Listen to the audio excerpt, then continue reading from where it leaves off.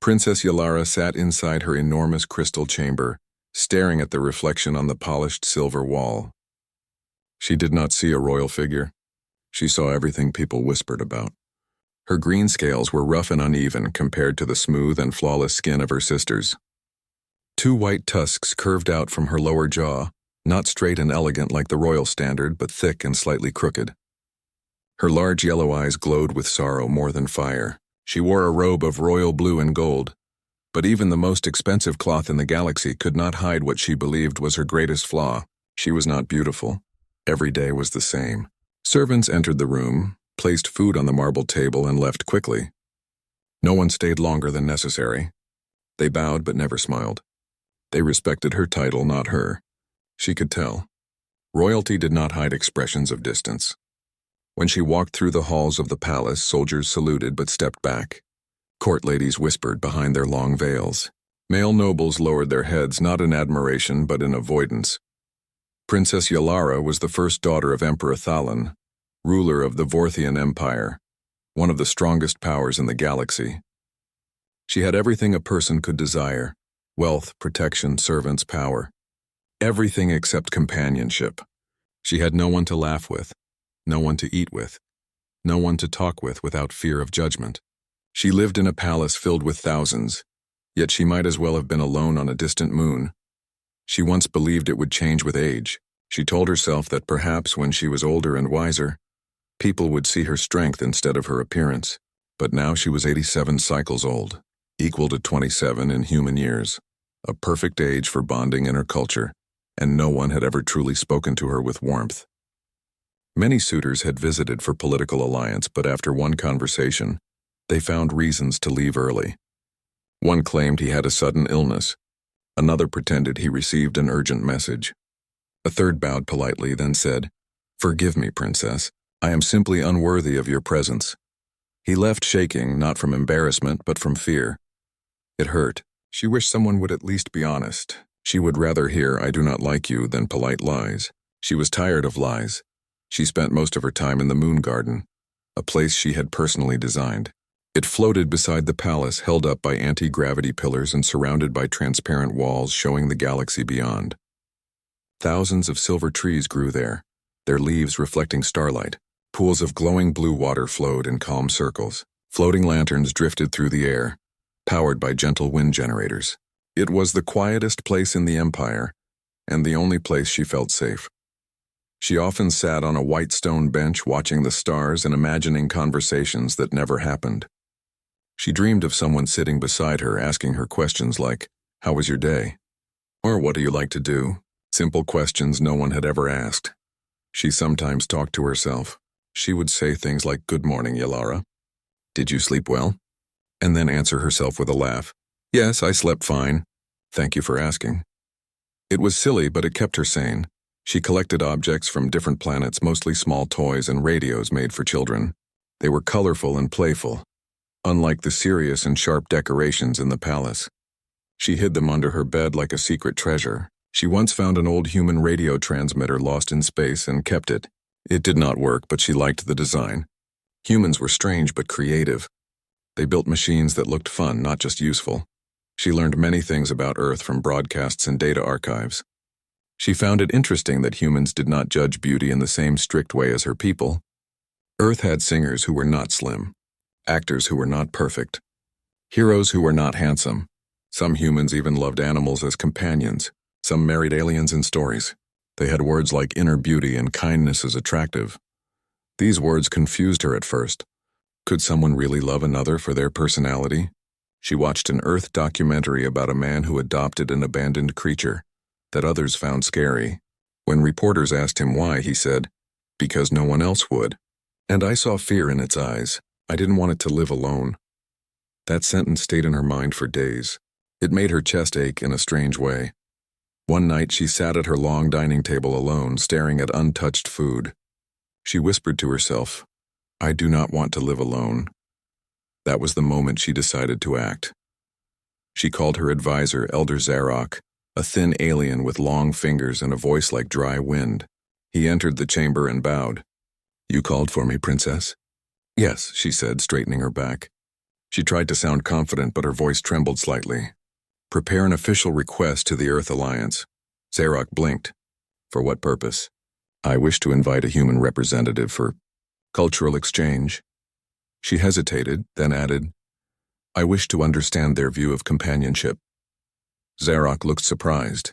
Princess, are you suggesting? Yes, she said firmly. Send the message.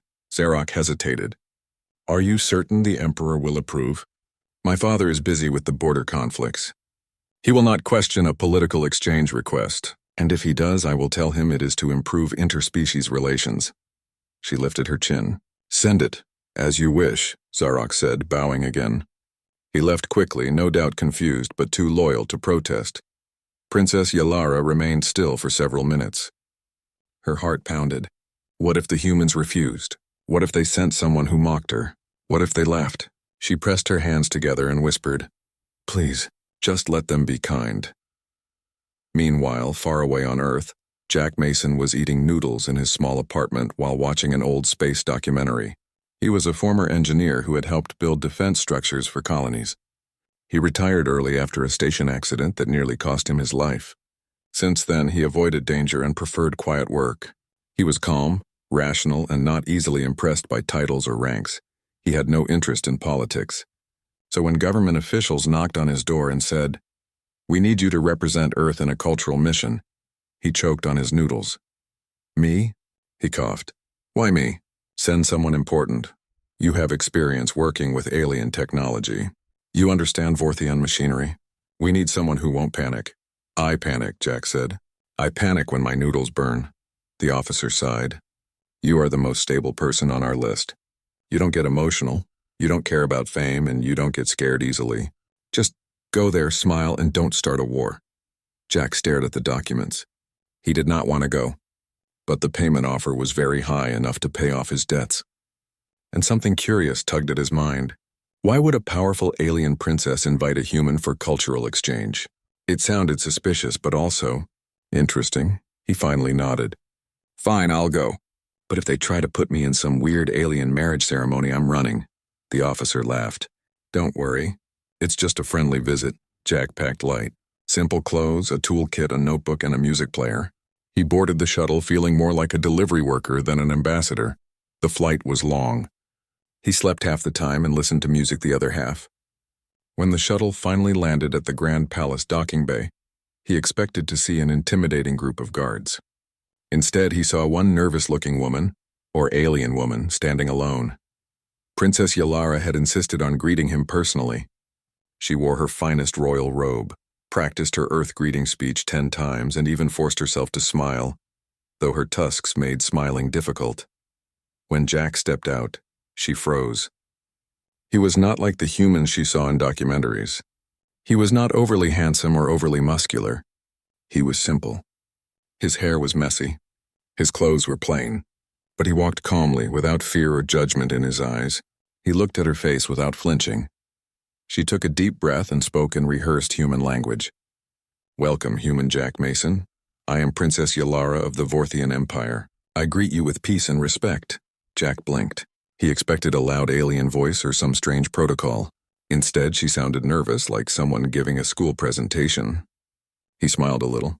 Hi, he said casually. I'm Jack, thanks for having me. She stared. No prince or noble had ever spoken to her so simply. No one had ever thanked her for anything. Her heart thumped. She panicked slightly and spoke too fast. Do you require food? Or water or sleep? Or entertainment?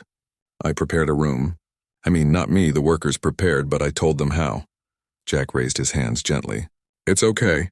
I'm fine. Just show me where to go. She nodded too quickly.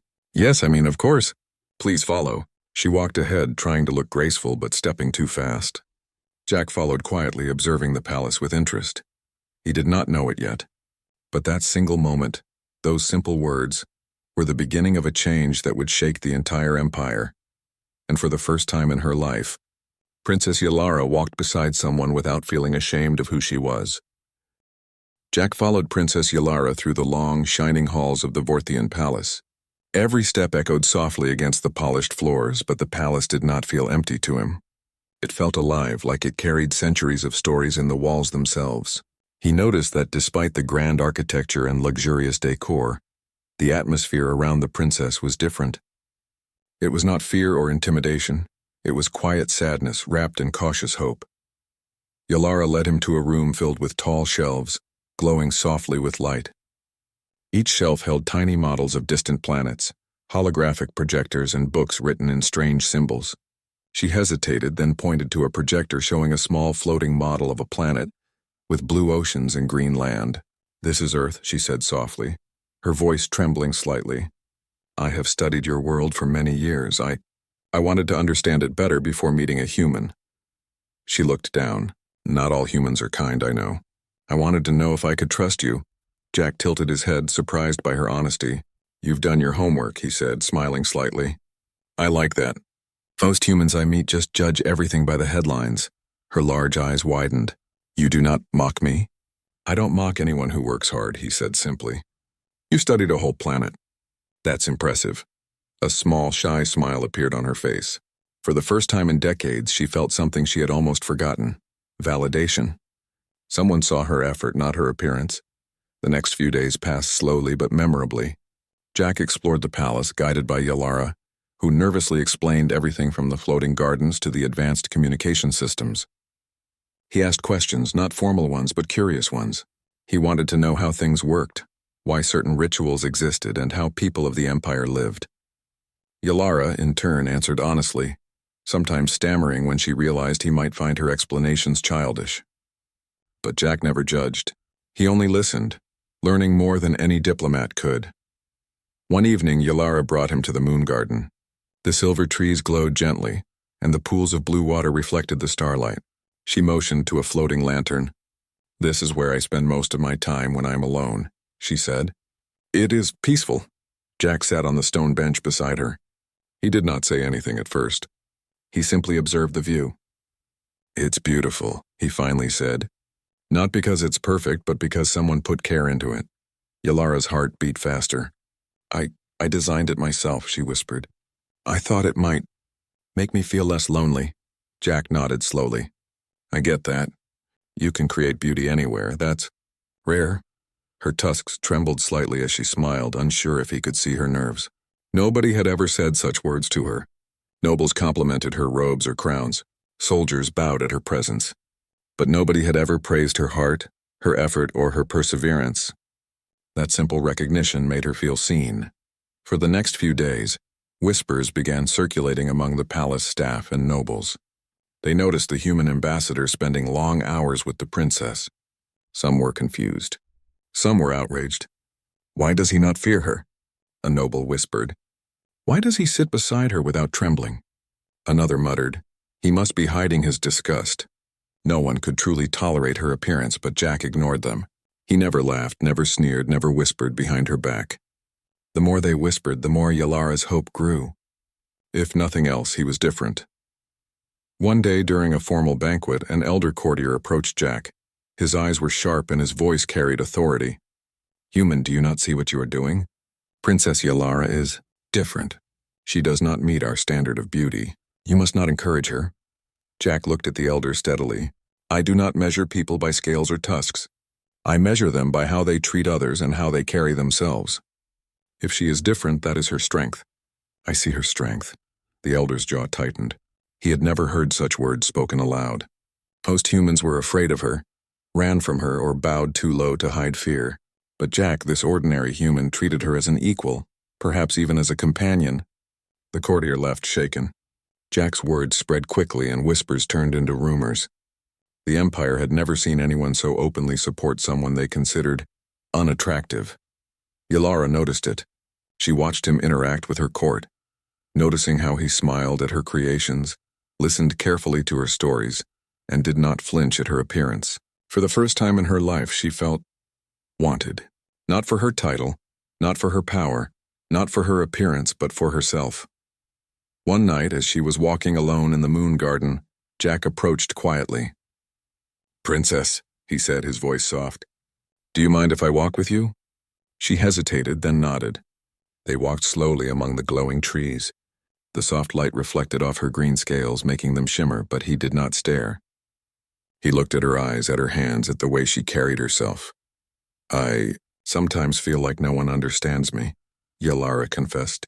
All my life, people have looked away. They see only my flaws. My father, the court, even my own sisters. I fear I will always be alone. Jack listened quietly. When she finished, he said, "You are not alone now, and if you were, that does not make you unworthy. You survive every day with courage. That counts for more than any scale or tusk." She blinked, fighting back tears. His words were simple, but they carried truth. They carried warmth. She had read thousands of books about love, companionship, and loyalty, but nobody had ever explained it like this. Her chest felt lighter, as though a weight she had carried for decades was lifted. The following days strengthened their bond. Jack helped her with engineering projects, solving technical problems she had spent years attempting alone. They shared stories of their pasts. She spoke of lonely childhoods, awkward interactions, and dreams no one had supported. He told stories of human colonies, of accidents he survived, and of quiet days spent fixing broken machines. Laughter began to fill the palace halls, not from servants or nobles, but from the princess herself. The court noticed the change. For the first time, Yelara walked with confidence. Her head was held high, her tusks no longer hidden, her scales glinting in the light. Nobles whispered that she looked more commanding, while soldiers reported that she moved with an unshakable presence. Jack's support was a shield against centuries of doubt and ridicule. One evening, a gala was held to celebrate the Vorthian Empire's peace treaties. Princess Yelara entered the hall, her robe shimmering under the lights. Jack followed, not behind her, but beside her, walking with equal steps. The crowd gasped. Nobles could not believe a human dared to walk openly with her. Some sneered, but others stared in awe. When a nobleman approached to insult her subtly, Jack stepped forward. "She is strong. She is clever. And she is kind. Do not mistake your fear for her worth." His voice echoed through the hall. Murmurs spread like wildfire. For the first time, someone publicly defended the princess, not with diplomacy but with honesty. Yelara felt her heart swell. She wanted to run to him, to hug him, to tell him how much she appreciated his courage. Instead, she smiled.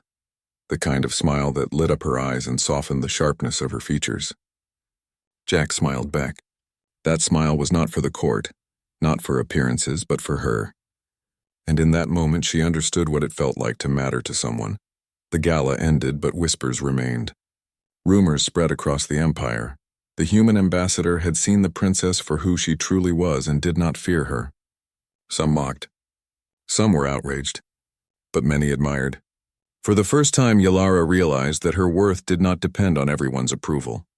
Some approval from the right person was enough. Later that night, she walked alone again in the moon garden. Jack joined her silently, standing beside her without a word. They sat on the white stone bench and watched the floating lanterns drift through the air. "I am not beautiful," Yelara said softly. "I know that. I have known all my life." Jack shook his head. "You are beautiful in ways the galaxy does not understand. You are strong. You are kind. You endure. You create. You care. That is worth more than scales or tusks. That is what matters." She looked at him, her eyes glimmering with unshed tears. "I never thought someone would ever see me like that," she whispered. "I do," he said simply. "And I am not alone. You do not have to be either." For the first time, Yelara felt hope bloom inside her. Not hope for power, not hope for a title, but hope for companionship, for understanding, for love. A human had walked into her life and shown her that the galaxy was bigger than her fears, kinder than her court, and more accepting than her lonely heart had imagined. And in that quiet moment, as the stars reflected in the pools around them, and the silver leaves shimmered in the lantern light, Princess Yelara realized she no longer wanted to be alone.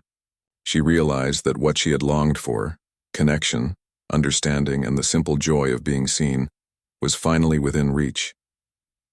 She turned to Jack, and without words, they both understood. No one else mattered. Titles, appearances, and whispers were meaningless. Only trust, respect, and the bond they shared counted. And in that bond, Princess Yelara finally felt whole.